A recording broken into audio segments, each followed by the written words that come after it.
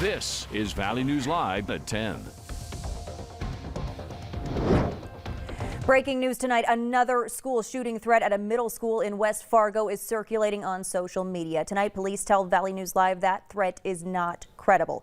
A screenshot of a Facebook post detailing the threat is circulating on Facebook. The post alleges a student threatened violence against Liberty Middle School on Friday.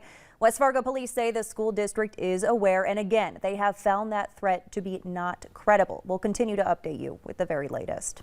Meanwhile, students were back in the classroom today after a school shooting threat left Cheney Middle School to learn virtually yesterday. In that instance, 2 juveniles have been arrested and are facing felony charges. The conversation on how to move forward continues tonight as parents, police, and gun owners are urging families to talk about gun safety and not to turn a blind eye to any warning signs. Don't hide it. Don't hide the fact that there's a gun in the house. Make them aware that it's there, and then you shouldn't have a problem as long as you take away the novelty and they have the proper knowledge on how to handle it safely. You can read more advice from Price and police. Just head to our VNL News app and click on this story. It's free on your app store. Hutch joins us now with a first look at the forecast. Hutch? Thanks so much, Stacy. Good evening, everyone. We have some changes to talk about. A few flakes of snow out there, but if you've noticed, it's gotten a little noisy outside. Gusty winds to almost 40 miles per hour. Where you see the colors here shows that the strongest of those wind gusts focusing right here in the Red River Valley. Visibility is being impacted where we have some light enough snow to blow around out there, 2 miles in Langdon, so be aware of that. That can also cause some of that icy road condition as snowflakes get compacted onto the road surface by your tires on the car. As we told you, steady to slowly rising temperatures into the early overnight hours, and we're going to see that continue into the overnight as well. Mild with spotty flurries of snow showing up fairly light, but we could see an intensification of the snow, as we'll show you in the hour-by-hour forecast here in just a moment. Rain showers and even some mixed precipitation showing up out to the west. Now we have a little bit of ugly weather to talk about, but the worst of it will be next week. We've already declared Wednesday a first alert weather day into Thursday, as what could be a fairly potent storm system takes aim. I'll have details on all of this in a few moments. All right, thanks so much, Hutch. 2 people had to jump from a second-story window this morning, escaping a house fire just south of Moorhead. Fire crews were called to the home in the 4400 block of Highway 52 around 8 a.m. As you can see in the video, the house was overcome with flames. At this hour, crews still haven't been able to determine how it started. The 2 people who jumped from the window are okay. They have minor injuries. We're told that some pets didn't make it out of the home. Now, this is the second major house fire in the past couple weeks to hit the valley. Another house was deemed a total loss after a massive fire off of University Drive just south of Horace. Crews say the damage there is so extensive they still haven't been able to figure out how or where exactly that fire started. Be really, really careful of any heaters. I mean, we have no idea what the cause on this was, but it's that time of year where space heaters come out. As fire marshals continue their work, we'll keep you informed right here on Valley News Live.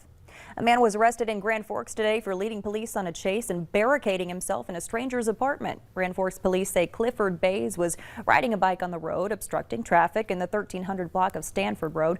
When they tried to stop him, they say he took off and went into an apartment in the 3500 block of 11th Avenue North, locking himself in the bathroom. Bays was arrested for refusal to halt, burglary, and possession of drug paraphernalia. The woman in the apartment says she didn't know him. New for you tonight at 10, the Northwest Regional Correction Center in Crookston is closing part of its jail because of staffing shortages. Minnesota Public Radio is reporting that administrators can't meet state requirements. The jail needs 38 full-time officers, but the executive director says the rate of staff turnover has become unsustainable.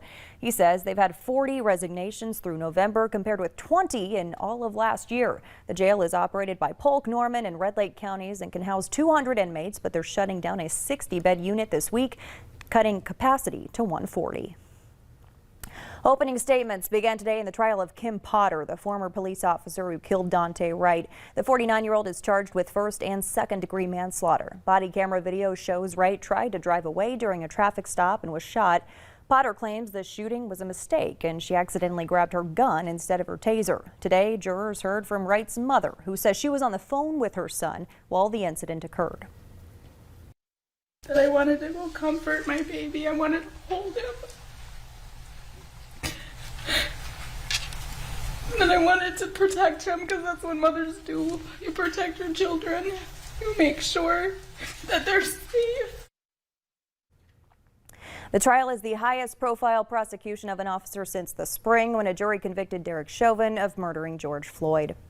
Some breaking news nationally tonight. The Senate passed a resolution to repeal President Biden's vaccination or testing mandate for private sector employers. The measure, which needed only a simple majority to advance, passed in a 52-48 vote. It was supported by every Republican and 2 moderate Democrats, Senator Jon Tester of Montana and Senator Joe Manchin of West Virginia. Senate Republicans argue that while they consider vaccines important, they believe the mandate is unconstitutional. A Brooklyn man has been arrested for allegedly setting a Christmas tree outside the Fox News building in Manhattan on fire this morning, causing a wild scene. He was taken into custody, charged with arson, reckless endangerment, criminal mischief, and trespassing. Police say that fire caused an estimated $500,000 in property damage. No one was hurt. Fox News Media CEO Suzanne Scott blasted the incident as a malicious arson attack in a company-wide email. North Dakota's most recent job openings report shows a slight decline in available jobs. The report says more than 17,500 jobs remain available in North Dakota, a decrease of nearly 800 from last month. Healthcare and administrative jobs reported the largest number of available openings. The state of North Dakota welcomed 162 new U.S. citizens today in 4 citizenship ceremonies. They were all held at the Sanctuary Events Center in Fargo. The new citizens originated from 39 countries, including Afghanistan, Bosnia, Brazil, and China. One of those new citizens from Liberia shared with us what it means to be an American. It means a lot. I worked so hard for this, and I'm so happy to be here today to reach this point. More than 800,000 people across the country have achieved citizenship in 2021. We trust them not to use those weapons rashly or recklessly, and we expect. It's the season of giving, and one server at Diener's Diner in West Fargo received a very generous tip. Valley News Team's Alex Larson talked to her about she was shocked and claused. Kaylee Schaefer says her Tuesday morning started pretty normal. She works at Diener's Diner and picked up a shift to help out. She was about to go on her break when a group of 7 ladies came in. And we asked her to come back a couple times, and she's probably just like, oh my gosh, these guys are so annoying. What Schaefer didn't know is most of the 7 women are small business owners, and the point of their lunch was to do what they called a shock-in clause. The point is, the person being shocked doesn't know until the end. In this case, the 7 women each put in $100 to give to their server.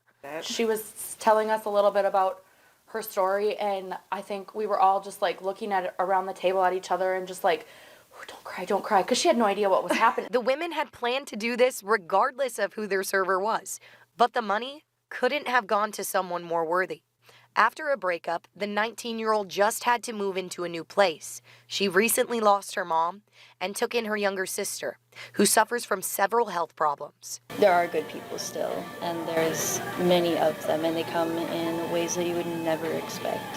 And this was 100% one of those. So the tip of $700 means the world. Finally, back up on my feet, like I am okay going to the grocery store and looking at milk and being like, oh, I don't have to buy a half a gallon, I can buy a full gallon now. Like, it's just like little things that you take for granted. As she talked with the group, she found they all had a lot in common.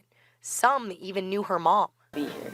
Wait a second. I wasn't even supposed to wait on them. Wait a second. You knew my mom? It wasn't a coincidence. Like, it was meant to be. I was meant to meet them. Like, I think she touched us more than we touched her. Like, a dollar amount meant nothing. Like, to us, like, just, I don't have words. Schaefer says she now plans on getting a group of friends together to be clauses and shock someone else. After this, like, it shows, like, how much it can change someone's life. If you can't do it financially, like, there's other ways, like, especially this time of the year, like the soup kitchens, like, just shovel your elderly neighbor's sidewalk. Like, right, like, there's hold the door open for so somebody. many different things. Alex Larson, Valley News Live. The group of women say they're glad the money went to someone as great as Kaylee.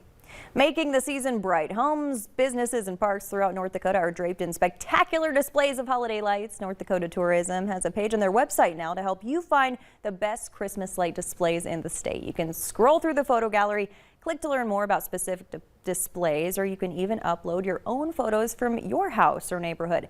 The Broadway Square Ice Rink is featured, the Red River Zoo, the lights at Lindenwood Park, Jahinkapa Park in Wapaton, and the Shriner Hill in Jamestown. You can let us know all your favorites on the Valley News Live Facebook page. Still to come on Valley News Live at 10, amid countless school shootings and threats of even more, we'll tell you how one dad has taken it upon himself to find a solution. We have some slippery conditions tonight, but some beautiful scenes as the ice crystals interact with lights. These light pillars were shared by Ray. Thanks for sharing all of your photos. Well, we have a lot of weather to talk about, including a first alert weather day for next Wednesday. I'll have details on a potential winter storm next.